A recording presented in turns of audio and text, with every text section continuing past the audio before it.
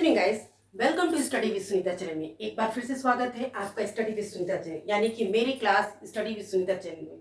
आज मैं आपको जो क्लास लेकर आई हूँ वो यूपी टेट, सी टेट या सुपर या किसी भी ऑल कॉम्पिटिटिव एग्जाम जिसमें आपका इंग्लिश ग्रामर आता होगा, ठीक है ना, उस हर एग्जाम के लिए ये आपका जो लेसन है, जो ये वीडियो है, बहुत ही महत्वपूर्ण है। क्यों?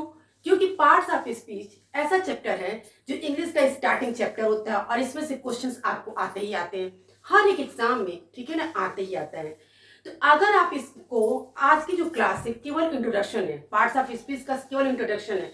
क्यों? इसमें आपको बिना डेफिनेशन के, विदाउट डेफिनेशन मैं आपको ऐसे समझा दूंगी कि आपको पूरा अच्छे से क्लियर हो जाएगा क्या क्या होता है।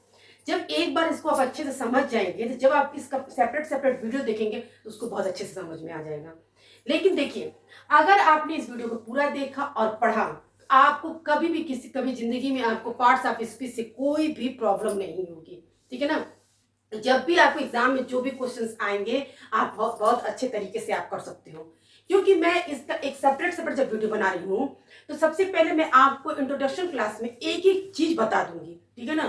तो आपको जब उसको समझा दूंगी, अगर मैं चाहती तो एक ही वीडियो में बना सकती हूँ, लेकिन क्या होगा, वीडियो बहुत बड़ा हो जाएगा जिससे आपको समझने में भी दिक्कत हो जाएगी, ठीक है। तो सबसे पहले इंट्रोडक्शन क्लास में यानी कि आपको ये समझ लेंगे क्या चीज होती है और क्या नहीं, ठीक है। उसको जब अच्छे समझ लेंगे तो जब आप सेपरेट वीडियो उस चीज को पढ़ेंगे तो आपको बहुत अच्छे से क्लियर हो जाएगा, ठीक है। एक बार और ये इस आपने वीडियो को अच्छे से देखा और पढ़ा, आपको इस पार्ट्स ऑफ स्पीच से 10 to 15 आपको मार्क्स के क्वेश्चन तो मिलना ही मिलना है, ठीक है ना। ये आपका क्लियर है और इससे आपको कभी भी पार्ट्स ऑफ स्पीच भूल नहीं सकते हैं, ठीक है। चलिए स्टार्ट करते और बहुत अच्छे से ध्यान से देखिएगा कैसे मैं आपको पढ़ाती हूँ। देखिए इंट्रोडक्शन क्लास, सबसे पहले देखिए मैं डिफिनेशन में मैंने बोला आपको कि बिना डिफिनेशन के में, क्योंकि हर चीज का डिफिनेशन तो बताया जाएगा जब भी आपको, जब सेपरेट सेपरेट वीडियो बनेगा सारे उसमें डिफिनेशन बताया जाएगा। बट इसमें आपके बिना डिफिनेशन के मैं आपको अच्छा समझा दूंगी कि डिफिनेशन की आपको जरूरत नहीं पड़ेगी, ठीक है। लेकिन डिफिनेशन जानना तो है ही आपको, तो आपको डिफिनेशन भी बताया जाएगा, बट आप इंट्रोडक्शन क्लास में बिना डिफिनेशन के समझिए। देखिए यहाँ पे आपको क्या है, सबसे पहले क्या देखना, पार्ट्स ऑफ स्पीच क्या होता है। पहले ये हम समझते हैं पार्ट्स ऑफ स्पीच क्या है स्टार्टिंग का। तो मैंने हिंदी में इसलिए लिखा है आपको ताकि इंग्लिश से अच्छे से हिंदी में समझ में आ जाएगा, उसके बाद से आप उसको आसानी से आप इंग्लिश में लिखो। देखिए शब्दों को वाक्य में उसके कार्य के अनुसार, ठीक है। देखिए ये पर इस तरह से आपको मैंने अपनी भाषा में लिखा है ताकि आपको अच्छे से समझ में आ जाएगा।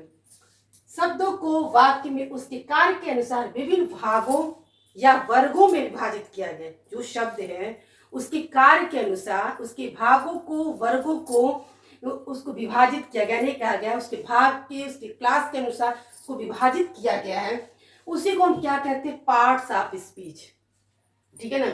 उसके कार्य के अनुसार, जिसका कौन सा कार्य है, किसकी कौन सी कैटेगरी है, उसी के हिसाब से इसको डिवाइड किया गया है, ठीक है।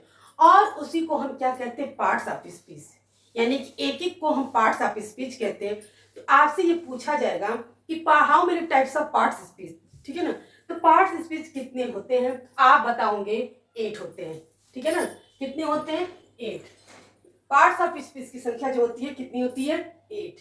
कौन कौन से होते हैं, देखिए इंग्लिश और हिंदी में दोनों के नाम दिए गए ताकि आपको क्लियर हो जाएगा और अच्छे से समझ में भी आ जाएगा। नाउन, ठीक है ना, यानी कि संज्ञा, हिंदी में संज्ञा और इंग्लिश में नाउन।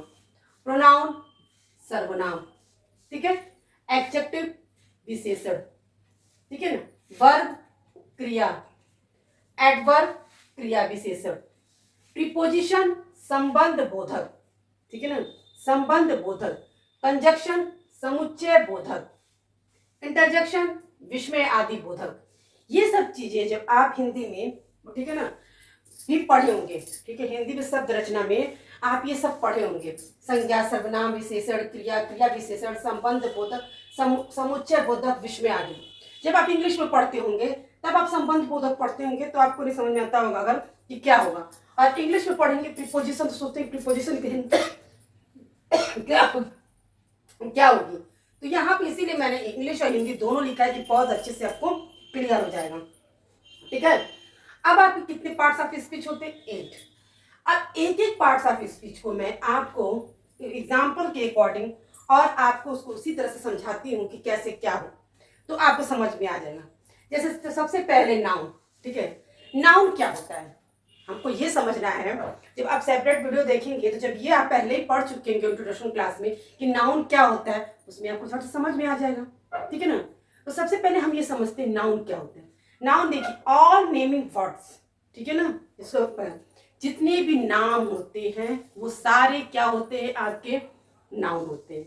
चाहे वो कोई भी नाम हो, किसी का व्यक्ति का नाम हो, वस्तु का नाम हो, कोई भी, ऑल नेमिंग वर्ड्स क्या होते हैं, आपके नाउन होते हैं, ठीक है ना। अब नाउन के पार्ट्स होते हैं, ये सब आपके जो अलग अलग जो वीडियो सेपरेट होगा उसमें आपको समझ में आएगा। यहाँ आपको सिर्फ एक ही उस पार्ट्स ऑफ स्पीच का एक एक सिर्फ आपको बताया जा रहा है कि क्या है, और एग्जाम्पल के अकॉर्डिंग आपको समझ में आ जाएगा बहुत अच्छे से, ठीक है ना। तो नाउन आपको ये समझ में आ गई, ऑल नेमिंग वर्ड्स क्या होता है, आपके नाउन होते हैं।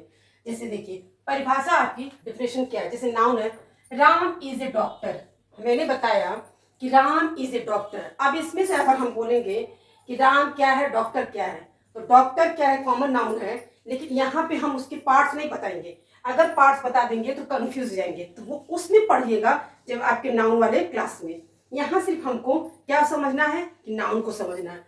तो मैंने बोला कि नाउन क्या है, केवल नेमिंग वर्ड्स है। तो यहाँ पे नाउन क्या है, राम।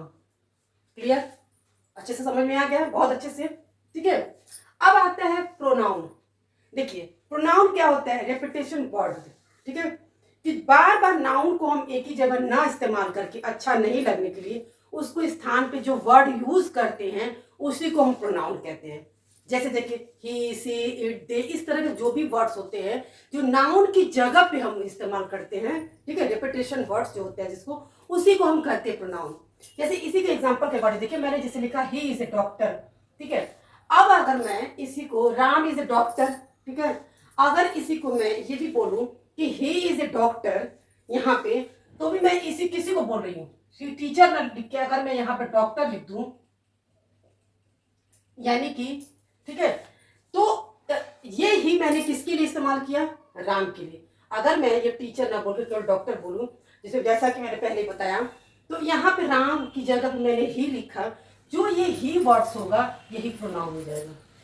क्यों, क्योंकि मैंने राम की जगह पे लिखा। अब जैसे मान लीजिए अभी राम इज ए डॉक्टर, ठीक है, अब यहाँ पे इसी को हमको लिखना है, Ram is a good doctor, ठीक है, फिर Ram is a good man. इस तरह से अगर हम बोलते जाएंगे राम इज ए, तो क्या होगा, अच्छा नहीं लग रहा है। अगर वही हम बोलेंगे राम इज ए डॉक्टर, ठीक है, he is a good man या he is a very intelligent, ऐसे करके जो भी हम बोलेंगे तो उसकी जगह पे तो जो मैंने जो ही वर्ड्स जो यूज कर रही हूँ वही आपका प्रोनाउन हो जाएगा। तो यहाँ पे जो ही वर्ड है यही आपकी प्रोनाउन हो गया। बस सिंपल सा कि नाउन की जगह पे ये यूज हुआ इसीलिए ये प्रोनाउन हो गया, ठीक है। अब आता है एडजेक्टिव। एडजेक्टिव क्या होता है, ये नाउन और प्रोनाउन की, ठीक है ना, नाउन और प्रोनाउन की विशेषता बताता है, ठीक है, अच्छा बुरा, विशेषता मतलब विशेषण, एडजेक्टिव मतलब होगा विशेषण, ठीक है ना। और ये किसकी, आपकी इंग्लिश में हो गया नाउन प्रोनाउन, और हिंदी में संज्ञा और सर्वनाम की ये विशेषता बताता है। जैसे देखिए America is a rich country, ठीक है, America is a rich country, तो अमेरिका क्या है, आपका क्या हो गया, नाउन हो गया, नेमिंग वर्ड्स है, दूसरा प्लेस है तो नेम, ठीक है। अब ये बता रहा है कि रिच कंट्री यानी कि धनी देश है, तो किसकी विशेषता बता रहा है, ये नाउन की विशेषता बता रहा है। तो हमेशा जो है एडजेक्टिव जो है हमेशा आपकी नाउन प्रोनाउन की विशेषता बताएगा। विशेषण जो है हमेशा आपकी विशेषता किसकी बताएगा, नाउन प्रोनाउन की। तो ये हो गया आपको, इसीलिए मैंने एग्जाम्पल सहित आपको लिखा, मैं आपको एक्सप्लेन करके बताती जा रही हूँ और एग्जाम्पल के अकॉर्डिंग आपको समझाती जा रही हूँ, इसीलिए मैंने बोर्ड पे सारा एग्जाम्पल सहित आपको लिखा है, ताकि आपको अच्छे से समझ में भी आ जाएगा और जब भी आपको जरूरत होगी तो आपको मिल जाएगा, ठीक है ना। अब आता है वर्ब। वर्ब होता है क्या, एक्शन वर्ड, ठीक है, हम यहाँ पे लिख देते हैं वर्ब आपका क्या होगा, एक्शन वर्ड। अब आप सोचेंगे एक्शन वर्ड क्या होता है, अरे जो भी काम कर रहे हैं आप एक्शन वही है, मैं आपको पढ़ा रही हूँ ये भी एक एक्शन है, ठीक है ना, आप देख रहे हैं वीडियो वो भी एक्शन है, खाना पीना सोना बैठना उठना जगना सारा एक्शन वर्ड है, ठीक है ना। और ये तो एक्शन वर्ड है, ये आपको पहचान में। एक और अच्छी पहचान है इसकी क्या होती है कि अक्सर एक्शन वर्ड में आपके लास्ट में ना वर्ड जरूर आता है। ठीक है, जैसे देखिए बोलिए खाना पीना सोना जग पढ़ाना, ठीक है, देखना, ये सब क्या है आपके एक्शन सारे में ना आए हैं। तो जो भी एक्शन वर्ड होते हैं वही आपका वर्ब होता है। ठीक है, अब जैसे मैंने राम इज ईटिंग, ईटिंग आपका हो गया क्या वर्ब। ठीक है, अब आता है एडवर्ब। एडवर्ब क्रिया विशेषण, इसकी परिभाषा तो ये कहती है क्रिया विशेषण। देखिए एडवर्ब में क्या होता है, नाउन प्रोनाउन को छोड़कर ये सबकी विशेषता बताता है और मोस्टली ये वर्ब की विशेषता बताता है। देखिए मतलब कहने का मतलब ये नाउन प्रोनाउन को छोड़कर ये आपका एडजेक्टिव का, वर्ब का, ठीक, खुद एडवर्ब का, प्रीपोजिशन का, मतलब सबका ये विशेषता बताएगा, लेकिन नाउन प्रोनाउन का नहीं बताएगा। ठीक है ना, तो ये है। लेकिन ज्यादा किसकी विशेषता बताता है, ये मोस्टली किसका विशेषता बताता है, ये वर्ब की विशेषता बताता है। ठीक है, जैसे देखिए लिखा है सी राइट्स क्लियरली। ठीक है ना, सी राइट्स क्लियरली यानी कि वो बहुत साफ लिखती है। तो ये किसकी बता रही विशेषता, राइट्स लिखती है। ठीक है, तो क्या कैसा लिखती है, साफ लिखती है, तो ये किसका, ये वर्ब की विशेषता बता रहा है। ठीक है ना, तो ये आपका ये हो गया एडवर्ब। अब है प्रीपोजिशन। ठीक है, प्रीपोजिशन जो है नाउन प्रोनाउन का, क्योंकि इस प्रीपोजिशन का अर्थ क्या हुआ, संबंध बोधक। ठीक है ना, तो संबंध बोधक किसका, ये नाउन और प्रोनाउन का संबंध बताता है, एक दूसरे का जो संबंध बताता है वही होता है प्रीपोजिशन। जैसे देखिए I will talk to you, I भी देखिए हमेशा जब है ये नाउन के पहले या फिर प्रोनाउन के पहले लगेगा प्रीपोजिशन और ये दोनों का संबंध बताएगा। अब जैसे यहाँ पे देखिए I will talk to you, ठीक है, यानी कि आई भी और यू दोनों प्रीपोजिशन है, ये दोनों को क्या संबंध बता रहा है कि मैं तुमसे बात करता चाहता हूँ। ठीक है, मैं आपसे बात करूंगी, तो मैं आपसे मतलब मैं और आपसे का संबंध बता रहा है, बात करने का जो संबंध बता रहा है। ठीक है, the dog is on the table. ठीक है, तो ऑन जो होगा वो प्रीपोजिशन होगा, डॉग जो हो गया आपका नाउन हो गया, टेबल जो हो गया आपका भी नाउन हो गया। इन दो नाउनों का वो संबंध क्या बता रहा है, ऑन यानी कुत्ता टेबल के ऊपर है, तो ये हो गया आपका प्रीपोजिशन। अब आता है कंजक्शन। कंजक्शन आपका क्या होता है, कनेक्टिव वर्ड्स। ठीक है, जिसको ज्वाइनिंग वर्ड्स भी बोलते हैं, जिसको हम ज्वाइनिंग वर्ड्स भी बोलते हैं, कनेक्टिव वर्ड्स भी बोलते हैं। जो कंजक्शन होता है, कोई शब्द हो, कोई वाक्य हो, ठीक है ना, कोई देखिए फ्रेज होगा, कोई वर्ड होगा, कोई सेंटेंस होगा, इनको जो वो जोड़ता है, जिस वर्ड से जोड़ता है उसी को हम कंजक्शन करते हैं। ठीक है, मतलब कहने का ये जोड़ने का काम करता है। लेकिन आप पूछते जोड़ेगा किसको, तो जोड़ता किसको, ये वर्ड को, सेंटेंस को, फ्रेजेस को ये जोड़ता है। ठीक है, और जिन वर्ड से जोड़ता है उसी को हम क्या कहते हैं, कंजक्शन। वही होता है कनेक्टिव वर्ड्स, वही होता है ज्वाइनिंग वर्ड्स। ठीक है ना, जैसे Reena and Veena are sisters. ठीक है, तो यहाँ रीना एक वर्ड्स और वीना दो वर्ड्स, ये दिखा रहा है कि ये दोनों जो है बहन है। ठीक है, तो रीना और वीना बहन है, और जो है वो जोड़ रहा है इन दो शब्दों को, तो ये और जो है यही हो जाएगा आपका कंजक्शन वर्ड। ठीक है, अब आता है इंटरजेक्शन। ठीक है, तो इंटरजेक्शन आपने क्या, विश्व में आदि बोधक, ये बहुत ही आसान है। इसमें क्या है, आपके जो भाव अंदर से जो निकलते, जो दिखाई नहीं देते हैं, जो आपके भाव होते हैं उसी को इंटरजेक्शन कहते हैं। ठीक है, इसमें सबसे अच्छी बात होती है इस इंटरजेक्शन की पहचान के लिए, इसमें एक्सक्लेमेटरी मार्क होता है, जो यहाँ पे ऐसे करके होता है, ये होता है जैसे यहाँ पे लगा हुआ है। ठीक है ना, तो ये इसकी पहचान। इसमें जैसे कैसे भी बहुत तरह के वर्ड्स होते हैं, हुर्रे, दुख शोक, सब चीज के वर्ड्स होते हैं। जब आपको सेपरेट वीडियो बने में आप देखेंगे तो आपको अच्छे से क्लियर हो जाएगा। लेकिन इसमें सब पहचानने के लिए आप एक्सक्लेमेटरी वर्ड्स से देख सकते हैं। ठीक है, we have on the match, oh hurray हम लोग मैच जीत गए।